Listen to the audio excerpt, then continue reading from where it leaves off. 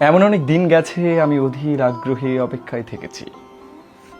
হেমন্তে পাতা ঝরার শব্দ শুনবো বলে নিঃশব্দে অপেক্ষা করেছি বনভূমিতে, কোনো বন্ধুর জন্যে কিংবা অন্য অনেকের জন্যে, হয়তোবা ভবিষ্যতেও অপেক্ষা করব। এমন অনেক দিনই তো গেছে, কারো অপেক্ষায় বাড়ি বসে আছি। হয়তো কেউ বলেছিল অপেক্ষা করো, একসঙ্গে বেরোবো। এক শনিবার রাতে খুব ক্যাজুয়ালি কোনো বন্ধু ঘোরের মধ্যে গোঙানির মতো উচ্চারণ করেছিল, বাড়ি থেকেও, ভোরবেলা তোমাকে তুলে নেব। হয়তোবা ওর মনের মধ্যে ছিল চুনিয়া অথবা শ্রীপুর ফরেস্ট বাংলো। আমি অপেক্ষায় থেকেছি যুদ্ধের অনেক আগে।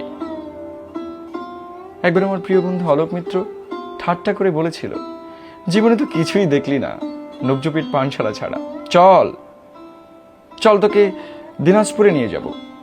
কান্তজির মন্দির ও রামসাগর দেখবি, বিরাট গোলাকার চাঁদ, মস্ত খোলা আকাশ দেখবি, পলাও আদিয়ারদের জীবন দেখবি। গল্প টল্প লেখার ব্যাপারে কিছু উপাদান পেয়ে যেতেও পারিস। তৈরি থাকিস, আমি আসবো। আমি অপেক্ষায় থেকেছি। আমি বন্ধু, পরিচিত জন, এমনকি শত্রুর জন্যেও অপেক্ষায় থেকেছি।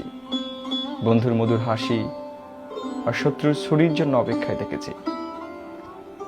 কিন্তু তোমার জন্য আমি অপেক্ষায় থাকবো না, প্রতীক্ষা করব। প্রতীক্ষা শব্দটি আমি শুধু তোমার জন্য খুব যত্নে বুকের তরঙ্গে তুলে রাখলাম। অভিধানে শব্দ দুটির তেমন কোনো আলাদা মানে নেই, কিন্তু আমরা দুজন জানি ওই দুই শব্দের মধ্যে পার্থক্য অনেক। অপেক্ষা একটি দরকারি শব্দ, আটপৌরে, দোতনাহীন, ব্যঞ্জনাবিহীন, অনেকের প্রয়োজন মেটায়। প্রতীক্ষায় আমাদের ব্যবহার্য সঠিক শব্দ। অনুমান অপর শব্দটি আমাদের ব্যবহারের অযোগ্য। আমরা কি একে অপরের জন্য প্রতীক্ষা করব না?